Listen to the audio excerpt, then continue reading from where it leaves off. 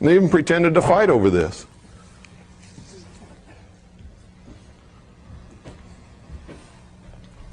Like all of these secret society people do. It's called the Hegelian Dialectic. We want all these people to do something. So you and I are going to get together. We're going to create two different causes. We're going to get all these people wrapped up in it. We're going to pretend to fight against each other. And this fight is going to bring about the conclusion that we really wanted in the first place. And they're all going to think that it was done accidentally by them, and we didn't have anything to do with it. How many of you understand the concept of Hegelian dialectic, of manipulation of political resolutions? If you don't, you'd better read Hegel and you'd better study it, because that's what's happening.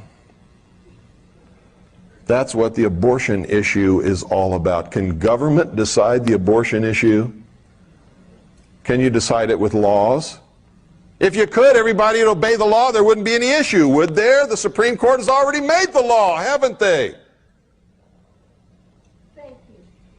I've been saying that for 20 years. It's the truth. The whole issue is designed to create a conflict which cannot be solved except by some world body.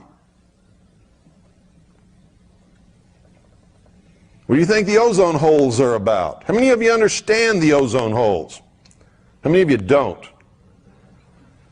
Okay, it's about time somebody explained it to you. Because this is one of the biggest cons going. And what's it designed to do?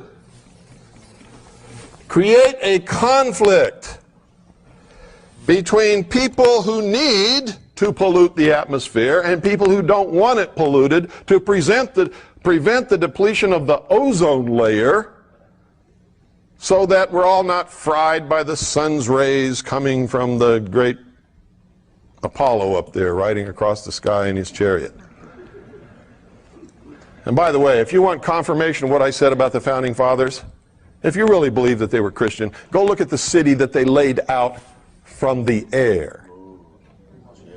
Look at the symbolism that they built into it. All deist, all Masonic, all Jacobin. It's another word for Jacobin, Illuminist, Illuminati. Go into the Capitol building, stand right in the center of the rotunda and look straight up at the dome where nobody ever looks. And what do you see? You see the apotheosis of George Washington, riding across the heavens in the chariot of Apollo. Who is Apollo? George Washington. He's become God now. And around the perimeter of the Capitol dome, you see all the old gods of the Roman pantheon. They're all there. Zeus, Mercury, Prometheus, all of them. What's that doing on the inside of our Capitol dome if this country is a Christian nation? Can you tell me that?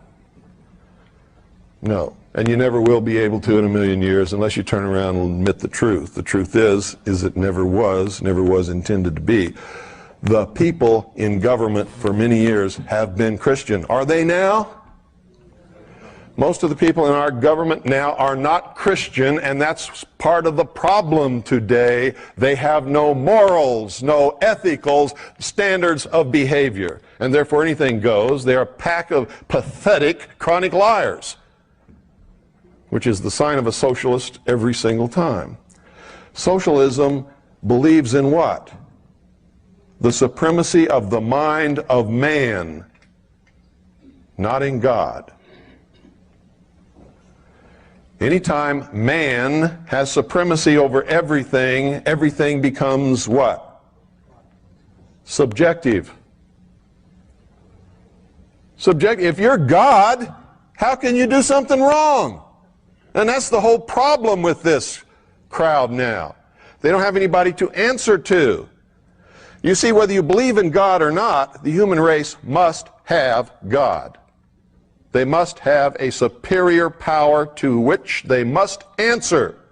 If they do not, then everything becomes subjective, and if I want to slice your head in half, by God, there's nothing wrong with me doing it because I'm God. You understand that? That's really what's wrong. When man has nothing or no one to answer to, man can do no wrong, can he?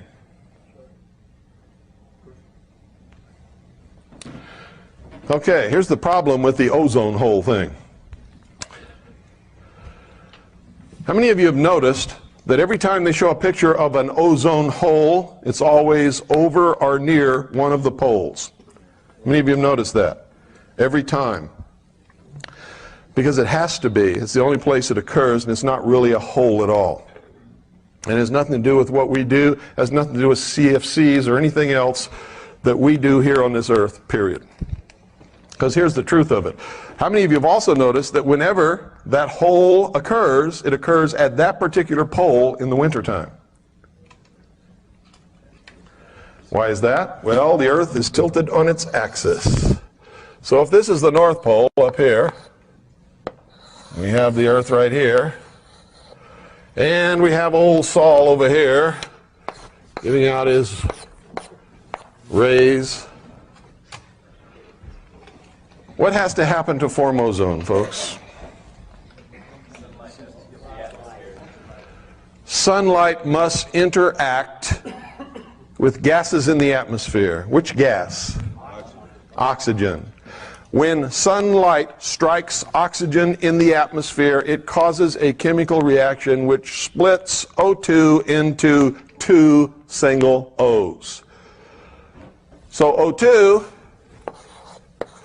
becomes, what is that? Ozone. Ozone. Each one of these is ozone.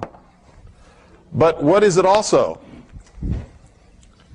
It's what's called a free radical. It doesn't like to be in that position. It doesn't like to be unattached. Okay? Some like people I know. Can't be without a mate for 10 seconds. And so they always choose the wrong one, which ensures that they're going to break up and they can't be without a mate for 10 seconds.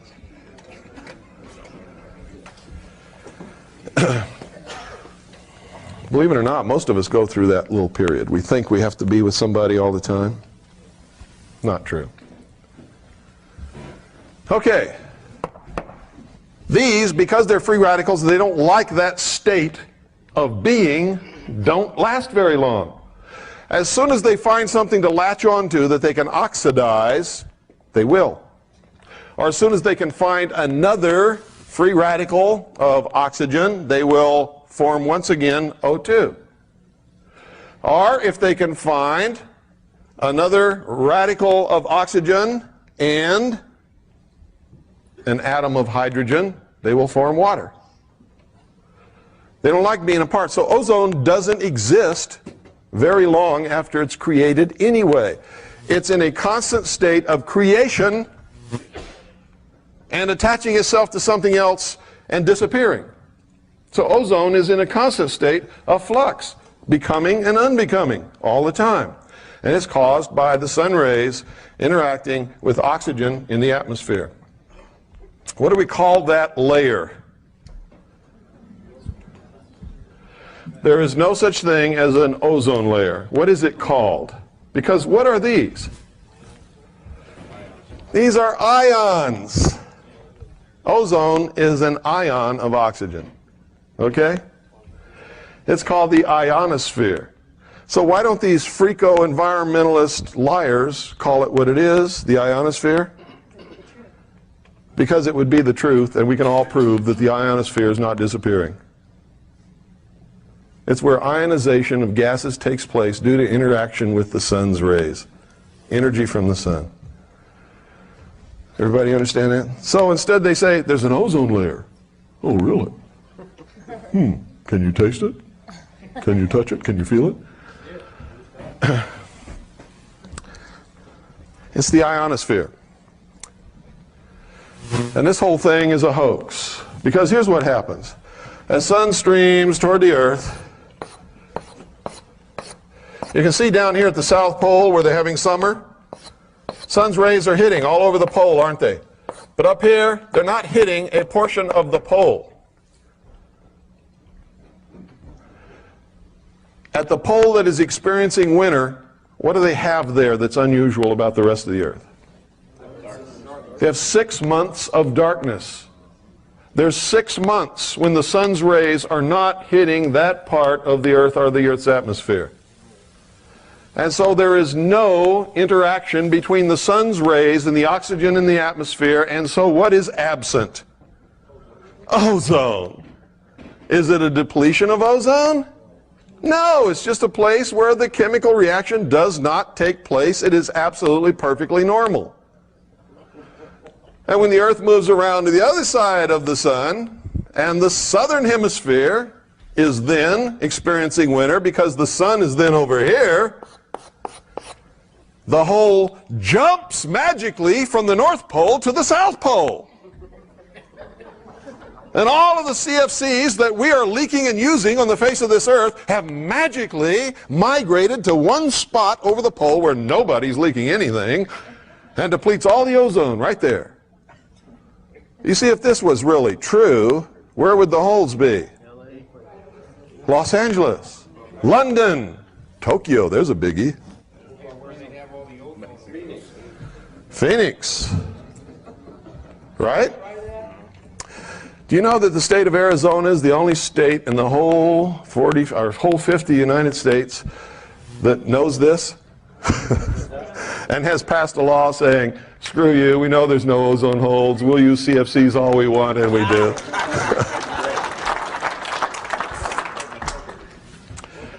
We educated our legislators, not to the fact that if that this was a hoax. We did that, of course. But even though they knew it was a hoax, they didn't want to go along with it until we put pressure on them saying, hey, we're not going to support this scam. Period. This is a scam, and you know it is. We put political pressure on them that they were going to lose their jobs unless they did what we wanted them to do. And so they did. Now, we don't always get our way in Arizona, because why do you think it's called Phoenix? And the Valley of the Sun, and the Sun Devils? That's all out of the mysteries. Phoenix is a Masonic city, if there ever was one, on the face of this earth.